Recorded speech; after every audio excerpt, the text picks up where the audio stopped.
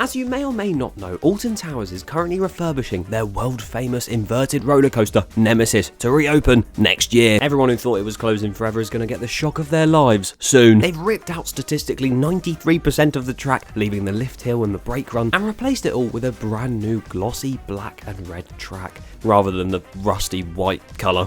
It looked awful. But the focus for a lot of people is usually just on the Nemesis itself. But what everyone forgets to talk about is what about the area it's in. Forbidden Valley is located in the far corner of the park. It's the hardest to walk to, and if the sky ride's not running and you have to walk through the gardens to get there from 13 is a nightmare. That area itself has seen a lot of planning permissions granted, markings, and just huge updates in general. So what will it look like in the year 2024? Well, I'm here to answer that question because that's what I'm going to be talking about today. And as always, if you do want to enjoy this video and you want to stay up to date on what does actually happen with Nemesis next year, then please be sure to subscribe to the channel. It'd be greatly appreciated. The area of Forbidden Valley then, of course, they have two main coasters there, or one now, technically. Two flat rides, although one of them is now going, so technically one flat ride, and also a flat dark ride, if you count that as Sub Terra. Wait, sorry, that spoiled it for you. We'll say, instead of one flat dark ride,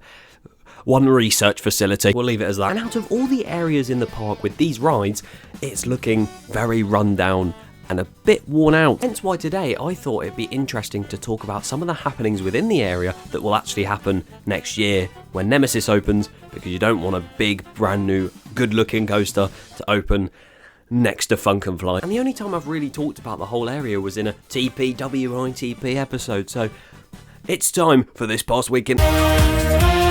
But no, seriously, there is a lot to speculate about within Forbidden Valley. And I think to talk about this, it's only sensible and sensical to work our way around from the entrance of Forbidden Valley, although there's now like 3 entrances to that area.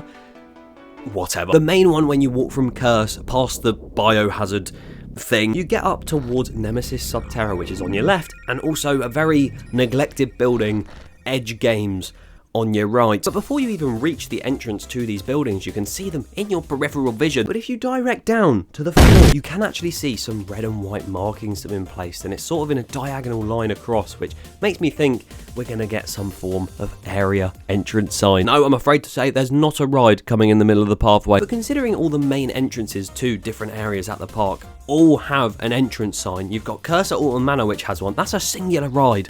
And Forbidden Valley doesn't have one. It'd be very cool to see an actual entrance sign. And if we direct our vision upwards from those markings on the floor and turn our peripheral vision to the left. Regarding Sub Terra, I highly doubt the Egg Museum won't be open for viewing next year. Genuinely, some people thought it would be open for this year and then they'd just delete it next year. Imagine, they spent all that money just to reopen it for 1 year.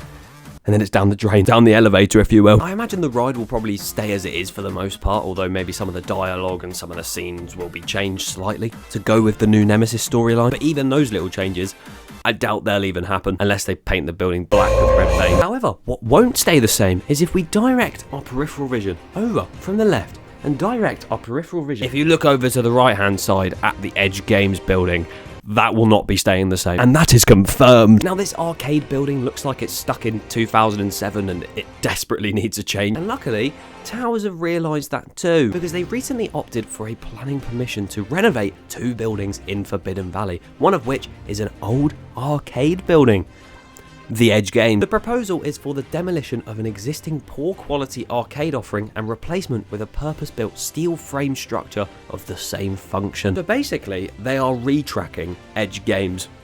I don't know where I've heard that before, but no, considering you walked in the area and you sort of saw it to the right and thought, what the hell is that doing there? The fact they're going to make improvements on that building and probably theme it into Forbidden Valley and maybe even the Phalanx Arcade Fun Fair, it'll make a good impression when you walk into that area. Although they probably could just put a load of Seek the Truth claw machines in there, because my god, that's just a free money farm at that point. Let's take a little walk down towards the Blade, the pirate ship flat ride opposite these buildings. What might happen to that flat ride? Probably nothing. There isn't really any point in renaming it, and there's also no real point in maybe retheming it, so they could repaint it. Repaint it black and red. Do it. My personal thoughts are that the flat ride they need to focus on in that area is Funkenfly. An old purple paratrooping ride is not going to look good in a redone Forbidden Valley. So luckily, probably not for this reason, but because it's being redone, Funkenfly is leaving the park on the 5th of November. And so are the other Retro Squad rides, thank the Lord. Now that was announced recently in a brand new animated video, which I've reacted to and sort of talked about in another video, so up there, go and watch it. That is leaving at the end of the year, so surely they're going to want to replace it with a new flat ride in 2024. Because oh my god, it would be a travesty if the area that is opposite a brand new roller coaster is just flat concrete. So like I said in the other video, I'd imagine that there may be a small gyro swing that's put in, or maybe even a Zamperla Nebulas, although I think that would work better in X Sector. Or what I completely doubt to be the case, but it would be hilarious and amazing if it was actually a thing, is a clone of Hero, Ripsaw, making a return.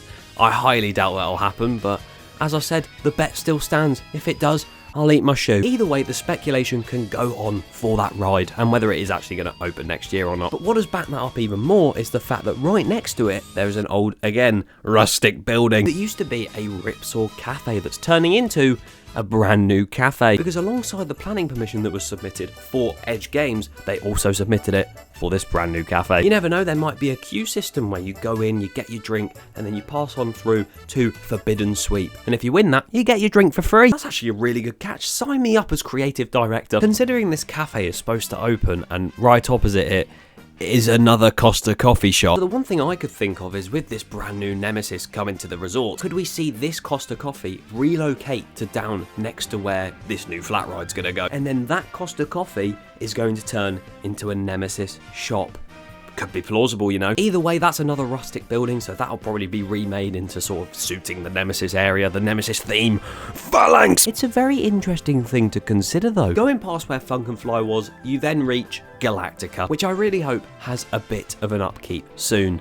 Does that even make sense? It just looks like they've pushed it aside and just not cared about it for so long now. It needs something. Give it a clean, some new flooring in the station, sort of the new lighting in the station, basically just everything in the station. Maybe stick some added effects on it, or I don't know, like it just needs something. It's looking so worse for wear right now. And when you're going to have Nemesis reborn under it, Galactica, you're just gonna look shit. But you never know if they are redoing Forbidden Valley as a whole. They might even separate Galactica from the area itself. Because it really doesn't make sense having this weaponized military area at the forefront and then space travel. What? I would not complain at that. Although if they went as far to try and rename Galactica, let me think of a new name. Air. Oh, I like that. I don't think that's ever been used before. But we've talked a lot about the overall changes in the area surrounding Nemesis.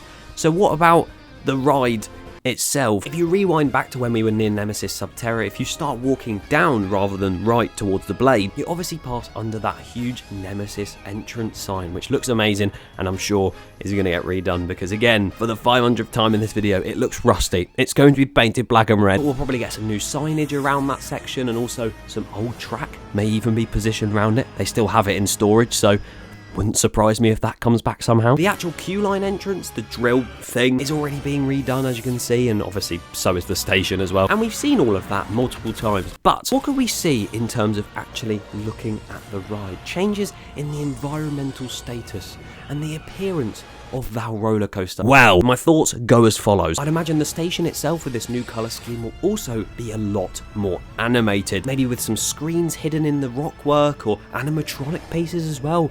That would be really creepy, but it looks so cool. But what I'm hoping for alongside that is some effects in the actual ride area itself. I think everyone, including the pigeon outside my house, has said that they want to see the Blood River return because that was just such a standout point of the original Nemesis. And I know it's a bit environmentally unsafe and they haven't sorted that out and stuff, but who cares? No, seriously, of course, if they do somehow find a way to work around that and actually make it a feasible option to put the Blood River back in, it'd be back to prime Nemesis if they did that. It'd be incredible. I also think it could do with some of this in each of the tunnels on it. I don't know why I decided to just say this and not it needs smoke, but that's just me, innit? Hopefully 2024 sees the complete revival of that area. It'd be lovely. Simply lovely. And you know what else is simply lovely? Subscribing to the DigitalDan YouTube channel. Good night.